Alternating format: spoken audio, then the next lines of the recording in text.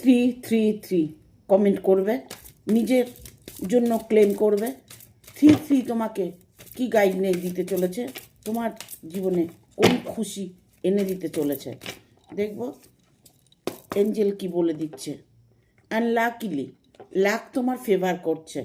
Universe তোমার কোনো সুসংবাদ দিতে চলেছে, তোমার জীবনে কোনো খুশির খবর আসতে চলেছে। হয়তো সেটা তোমার বিয়ে হতে পারে, তোমার জব হতে পারে, তোমার পরিবারের কোনো প্রবলেম হতে পারে, সেটাই তোমার সলভ হতে চলেছে।